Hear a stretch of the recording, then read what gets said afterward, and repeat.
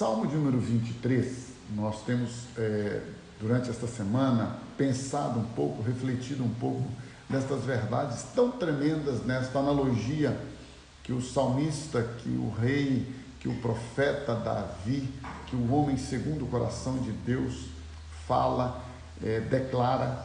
Ele, alguém que teve uma experiência à medida da velha aliança. Obviamente nós temos sempre que dividir isso, na sua e na minha vida nós temos que dividir velha aliança e nova aliança. Temos que entender o contexto de pessoas que viveram na velha aliança, no nível de intimidade, relacionamento, no nível de experiência com Deus, e no nível da nova aliança, aquilo que você e eu agora podemos viver. Então veja, Davi, um homem segundo o coração de Deus, diz a Bíblia. Porém, a mesma Bíblia diz que ele não pôde construir o templo onde Deus se manifestaria, estaria habitando no meio do seu povo, porque suas mãos estavam sujas, ensopadas de sangue, mãos ensanguentadas em face das suas batalhas. Então, isso tudo é relativado. Não adianta você pegar o exemplo fixo, vamos colocar assim, do Velho Testamento, querer aplicar. Por isso que tem muito crente ainda, crente que não entendeu a graça de Deus, querendo aplicar a lei, olho por olho, dente por dente, justiça, orando para que Deus faça justiça, determinando as coisas para Deus. Que tolice, meu Jesus, que meninice, que infantilidade. Você não determina nada para Deus. Quem determina para você é Deus. Deus é que é o soberano, Deus é que é o Senhor, Deus é que é o Rei dos reis, o Senhor dos senhores. Então, voltando para aquilo que nós estamos refletindo esta semana, no Salmo 23, que é um salmo atualíssimo, escrito há aproximadamente 3.000 anos, ele é atualíssimo para a sua, para a minha, para a nossa vida.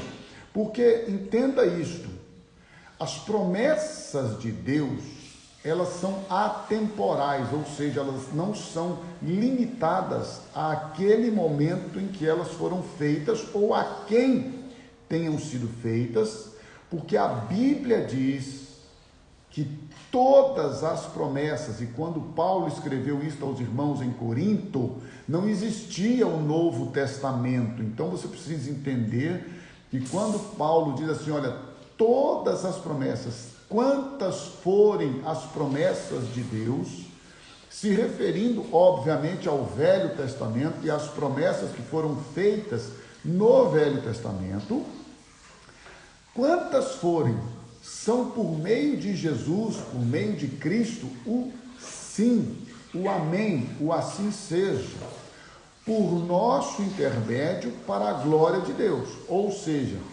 Deus cumpre as promessas dele na sua, na minha vida, para que ele seja glorificado. Então, mais uma vez, nós podemos entender claramente que Deus não nos dá o que nós pedimos, Deus nos dá o que nós precisamos para que, quando recebermos, ele seja glorificado e exaltado, mesmo nas coisas que venham a ser supérfluas, mesmo na abundância. Deus não supre só nossas necessidades.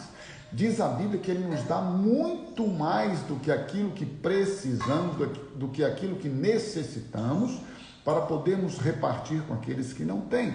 Ele também nos dá o melhor desta terra, para podermos desfrutar sim do melhor desta terra, inclusive da alegria, do prazer, da satisfação humana, terrena.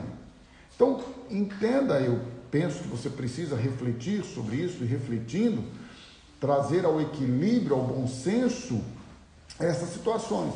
Ou seja, você e eu somos agora pessoas que podem experimentar o melhor de Deus todos os dias, em todo o tempo, em todas as situações. Porém, como já temos visto aqui, é sua, é minha, é nossa responsabilidade a vida com Deus, a intimidade com Deus. Salvação é algo que só Deus pode e já fez por nós. Ninguém poderia morrer e ao mesmo tempo ressuscitar-se. Eu não poderia chegar e dizer: Deus, eu tenho que pagar os meus pecados com a minha morte, porque a alma que pecar, essa morrerá. O salário do pecado é a morte. Aí eu digo: Deus, então eu vou aqui agora, vou me matar, ou vou pedir a alguém que me mate, e depois eu vou me ressuscitar. Não existe isso. Então, aquilo que é impossível aos homens é possível a Deus. O que Deus fez? Enviou o seu Filho Jesus. Ele espontaneamente, diga-se de passagem ou de forma muito clara, ninguém tomou a vida de Jesus, ninguém obrigou Jesus, ninguém submeteu Jesus de uma forma em que ele, Jesus, primeiro não houvesse se submetido. Meu irmão, minha irmã, ninguém prendeu Jesus porque ele não poderia ficar solto. Ninguém chicoteou a Jesus, ninguém amarrou, ninguém colocou coroa de espinhos na cabeça de Jesus, ninguém colocou sobre ele o madeiro para que ele o carregasse sem a permissão dele. Ele se humilhou. Ele se humilhou e se humilhou até a morte, morte de cruz. Ele foi obediente até a morte, morte de cruz. Entenda isso, é um exemplo para você e para mim. Até quando nós suportamos as adversidades, as dificuldades, as tribulações? Até quando nós rejeitamos as tentações? Em todo o tempo, meu irmão. Somos levados como ovelha para o matadouro. Nossa vida está exposta todos os dias a situações adversas deste mundo. Uma vez que o mundo, apesar de não ter mais a Satanás como príncipe dele, anote aí, o mundo jaz no maligno, mas a autoridade suprema deste mundo e de todo o universo está em Cristo Jesus, porque ele disse: eis aí vem o príncipe deste mundo e ele está sendo julgado. Na cruz, Jesus tomou toda a autoridade, todo o poder que Satanás tinha sobre a terra, tomou para si. E é por isso que agora nós, como igreja, como corpo de Cristo, podemos exercer a autoridade sobre a terra. Por isso que nós, igreja, instituição, igreja, corpo de Cristo, temos o poder e a autoridade de clamar a Ele e dizer: Senhor, sara a nossa terra, porque esta terra foi adquirida, esta terra foi tomada por Jesus. Jesus na cruz tomou as chaves da morte, tomou as chaves do império. Jesus na cruz assumiu a autoridade, o poder, o domínio sobre esta terra. E é por isso que você e eu, então, diante destas verdades, somos os responsáveis por manter a nossa intimidade com o Pai, manter a nossa vida com Deus. Eu não prefiro que as pessoas entendam que a graça é só para a salvação. Não. Deus opera em nós tanto querer quanto efetuar, é a graça dele que nos sustenta, é a graça dele que nos renova, mas tudo isso a partir do momento que você e eu decidimos viver para ele, decidimos nos submeter à sua palavra, obedecer à sua palavra. Gente, nós temos que assumir a nossa parte, a nossa responsabilidade de andar com Deus. Quando a Bíblia diz que homens andaram com Deus, não foi porque Deus fez acepção de pessoas, chamou um e não chamou outro. Não. Os escolhidos são aqueles que se dobram, gente. Os escolhidos são aqueles que decidem obedecer. Muitos são chamados e poucos escolhidos porque as pessoas não querem se submeter à autoridade soberana do Rei dos Reis, do Senhor dos Senhores. Só isso. Não tem esse estresse de achar que há uma predestinação fatalista, que Deus agora vai estabelecer juízo ou condenação sobre quem quer que seja. Nosso Deus é um Deus de paz, de alegria, um Deus de provisão, de maravilha, ok? Dito isto, o salmista Davi, ele começa a pensar na mente dele assim: puxa, diante de tantas dificuldades, estou enfrentando tantas batalhas, tantas adversidades, né? O coronavírus está aí, nosso inimigo, talvez número 1 em relação à sociedade hoje, mais de 366 mil mortes. É um choque terrível para a nação. E então o salmista, ele nos lembra você, lembra a mim, e fala assim: olha, gente, o Senhor é o nosso pastor, nós não teremos falta de nada, vamos buscar nele. Ele é o pastor que provê todas as nossas necessidades. Mas qual que é a relação, qual que é o exemplo? Lembrem-se, o pastor é aquele que leva as ovelhas em tempos de sequidão. Gente, não haveria necessidade de dizer que ele conduz as ovelhas a pastos verdejantes se não houvesse pastos secos, se não houvesse pastos com sequidão. Então ele está dizendo: olha, aonde não há provisão natural comum, Deus leva você a uma provisão de um alimento que vai sustentar a sua vida, a sua existência. E nada sustenta mais o nosso ser interior do que a palavra de Deus.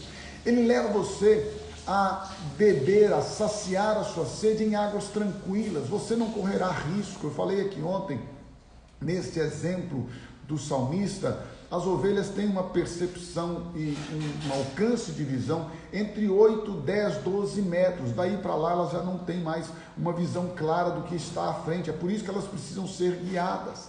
É por isso que muitas vezes elas caem nos precipícios, nos buracos, porque elas não enxergam bem. Então elas precisam de um pastor, de um guia. E este guia, ele conduz estas ovelhas ao melhor alimento. Ele conduz estas ovelhas para que elas sejam saciadas, para que elas saciem a sua sede em um remanso, em águas tranquilas. Ele faz com que elas possam sentir-se seguras. Seguras aonde? No abrigo. No finalzinho da tarde, esse pastor, ele faz um abrigo provisório até o outro dia e coloca-as ali dentro para que elas se sintam seguras, e ele vigia e ele guarda, porque o Senhor é o guarda de Israel. O Senhor é aquele que vigia, o Senhor é aquele que está sobre nós, o Senhor é aquele que todo o tempo tem cuidado de nós. É aquele que, mesmo quando nós não nos curvamos, mesmo quando nós muitas vezes somos infiéis a Ele, Ele permanece fiel. Isto é amor, isto é graça, isto é misericórdia, isto é compaixão, isto é bondade. Este é o nosso Deus. E Ele está dizendo: este Deus não vai permitir que nada vos falte. Mesmo em meio à grande tribulação, Ele conduz vocês num caminho de paz. Mesmo em meio aos precipícios, como eu disse aqui, no caminho entre Jerusalém e o Mar Morto, havia uma trilha, onde era muito arriscado, onde haviam pirambeiras, e ali eles estavam andando, e ali eles eram cuidados, ali as ovelhas eram protegidas, e Deus está dizendo para você: mesmo que você ande no fio da espada, mesmo que você esteja na UTI, mesmo que você esteja entubado, mesmo que você esteja desenganado, mesmo que você esteja à beira da morte, num vale de trevas, de morte, o seu pastor vai cuidar de você. Ele vai te acolher, ele vai te proteger, ele vai te sustentar, ele vai te prover. É isso que a Bíblia está falando. Este é o Salmo de 23, trazendo para a sua, para a minha, para a nossa realidade. Uma provisão maravilhosa, milagrosa, sobrenatural deste Pai amoroso. Isto enche o nosso coração de fé, de alegria, de esperança, meu irmão e minha irmã. E então a palavra de Deus diz: olha, quando você estiver enfrentando os piores inimigos, mesmo que eles estejam assentados à mesa com você, não se preocupe, porque a provisão de Deus sempre será presente e abundante na sua vida. A provisão de Deus sempre será uma provisão transbordante. A unção dele estará sobre você.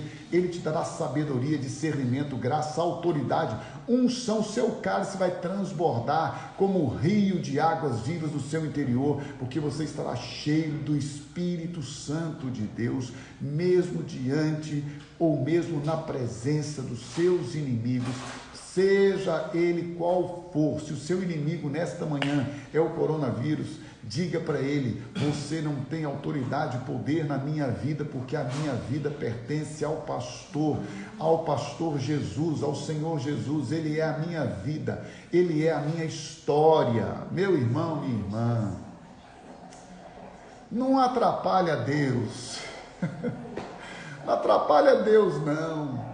Deus tem um plano para a sua vida, Deus tem um projeto para a sua vida. Deus não é Deus de religião. Eu me preocupo muito com as pessoas que ficam cheias de dedos.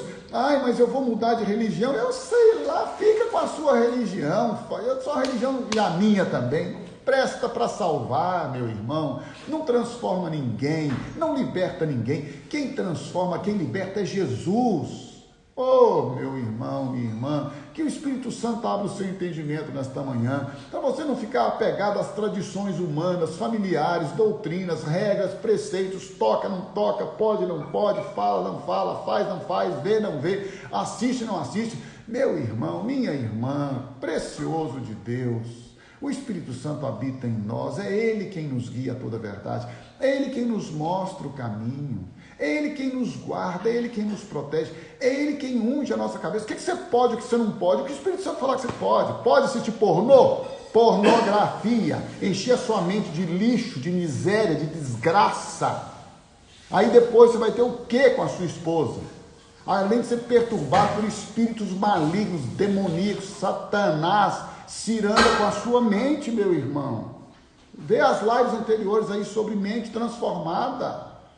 Pode ficar vivendo com fofoca, maledicência, falando mal do outro. Oh, meu Deus, se você se assenta na roda dos escarnecedores para falar mal da vida do outro, para falar mal dos governantes, eu não estou aqui defendendo Bolsonaro, eu não estou defendendo Zema, eu não estou defendendo ninguém. Eu não quero saber de política, nós não estamos em ano político, muito menos em ano de eleição. Nós estamos em ano de orar para que Deus sare a nossa terra, para que Deus tome os governantes nas mãos dele e faça com que eles sejam submissos para trazer bênção para a nossa terra, cura para as nossas nações, meu irmão.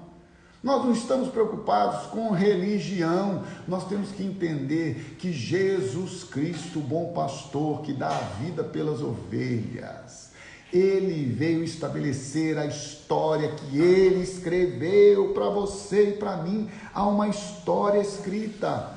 Deus já planejou. Eu tenho planos de paz, um futuro especial. Bem sei eu os pensamentos que tenho a respeito de vós. Você e eu precisamos transformar, ter a nossa mente transformada, para experimentarmos toda a graça, toda a bondade, toda a misericórdia, todo o amor, toda a paz que vem dele. Eu não preciso, gente, entenda isso, eu não estou aqui contrariando nenhuma ideia e conceito de que você, através da mudança da sua mente, possa sim entender e experimentar coisas novas na sua vida, e deve fazer isso. O que eu estou dizendo é que soberanamente Deus já tem um plano perfeito para você e para mim. E nós precisamos buscar este plano, nós precisamos buscar a revelação deste plano que Deus tem para nós. Porque a Bíblia diz que todas as coisas cooperam para o bem daqueles que amam a Deus, que são chamados segundo o seu propósito. A Bíblia diz que Ele nos chamou para sermos santos, irrepreensíveis, vivermos diante dEle em santidade, em justiça, todos os dias da nossa vida. Então, se Deus nos chamou, não vamos atrapalhar Deus, queridos. Porque o Deus que prepara a nossa vida, que unge a nossa cabeça, que nos traz paz, alegria, descanso, Ele deixa isso de forma muito explícita, quando no versículo 6, o salmista diz assim: eu sei, olha aqui, olha, eu sei, vamos colocar isso no nosso coração nesta manhã, eu sei que a bondade e a fidelidade, olha que coisa tremenda, gente, eu sei que a bondade e a fidelidade me acompanharão todos os dias da minha vida.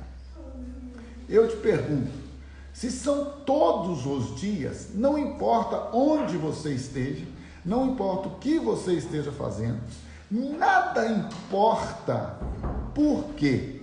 Porque se você e eu estivermos em Cristo Jesus, a palavra dele está prometendo, é uma promessa, gente. A bondade e a fidelidade dele nos acompanharão. Olha só que interessante isso aqui, eu preciso reforçar isso com você. Eu ouço muita gente falando sobre bênção, buscar bênção, fazer campanha para bênção, campanha para isso, campanha para aquilo. Meu irmão, lá vou eu, né? Na contramão do frenesi evangélico, crentesco. As bênçãos de Deus acompanham, seguem, vêm sobre aqueles que obedecem à palavra de Deus. Aí, para melhorar, para você entender, para desenhar, cristão, filho de Deus, não precisa correr atrás de bênçãos de Deus. Não precisa fazer campanha para alcançar bênção de Deus. Agora os crentes vão ficar tudo nervosinho e bravo. Venha fazer a campanha dos milagres, venha fazer a campanha da conversão, venha fazer a campanha. Não precisa de campanha, precisa de submissão. Aquele que obedece à palavra de Deus, estas bênçãos virão sobre ti e te alcançarão quando obedecer. Esta é a palavra de Deus. Bênção você não busca, bênção você recebe como consequência de buscar a Deus e ao reino dele em primeiro lugar. Bênção você não busca, bênção você recebe quando você busca em primeiro lugar o reino de Deus e a sua justiça. Quem falou foi Jesus, o pastor que supre todas as nossas necessidades e que não nos deixa faltar nada. O que ele disse? Buscai, em primeiro lugar, o reino de Deus e a sua justiça, e estas outras coisas, ou as demais coisas, vos serão acrescentadas. O meu Deus, disse Paulo, segundo os seus tesouros, riquezas, Ele suprirá todas as vossas necessidades. Insisto, Ele é um Deus bondoso e fiel, que está com você todos os dias da sua vida. Por isso que nada te falta. Por isso que você recebe a provisão abundante e transbordante.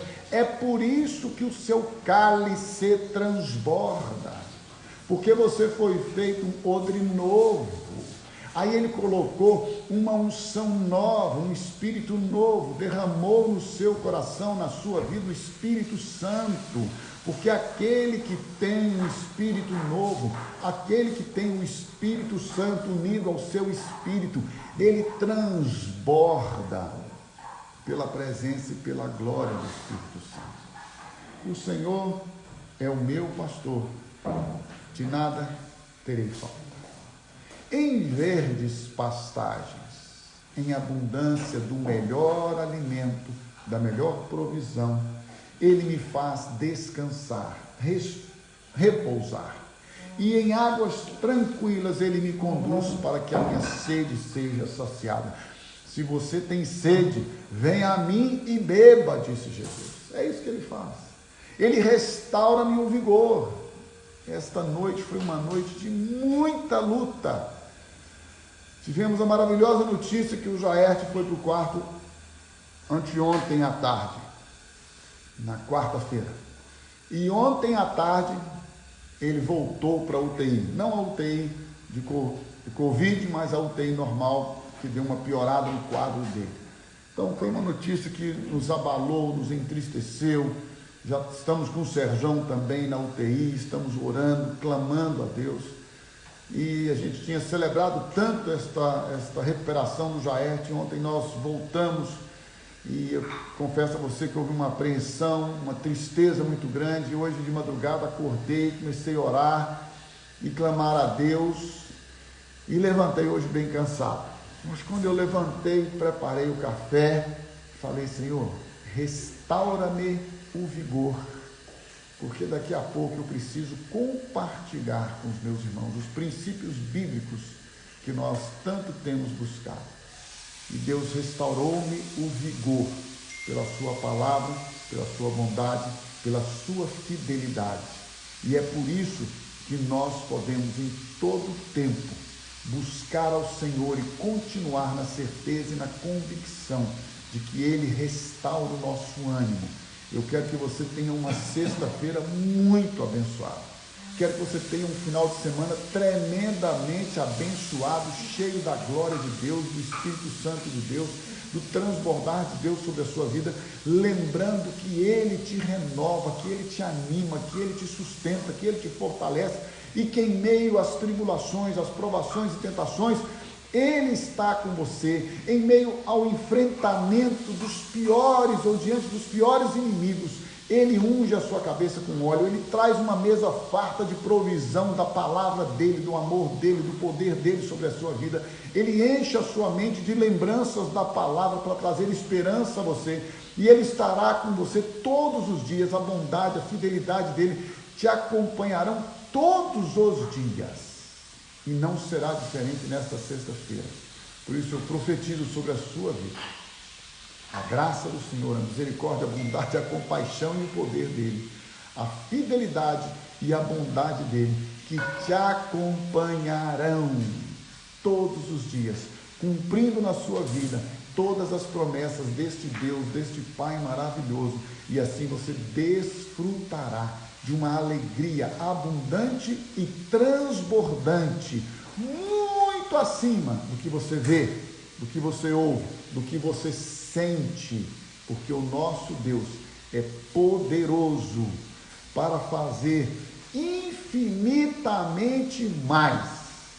Eu gosto desta redundância explosiva, infinitamente mais. Se é infinito, já não tem fim, mas ele diz infinitamente mais, além daquilo que pedimos ou pensamos, segundo o poder dele que opera em nós, segundo a sua eficácia, porque Ele é bondoso e fiel, e Ele cumprirá em nós toda a sua palavra.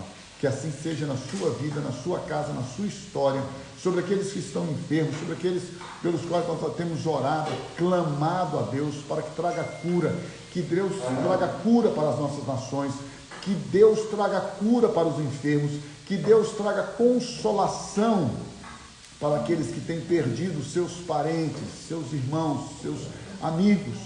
Que Deus opere este milagre na sua, na minha, na nossa vida, e que em todo tempo nós possamos viver para a glória dele, diante das adversidades, diante das perdas. Meu irmão e minha irmã, ainda assim nós vamos dizer: todas as coisas cooperam para o bem daqueles que amam a Deus.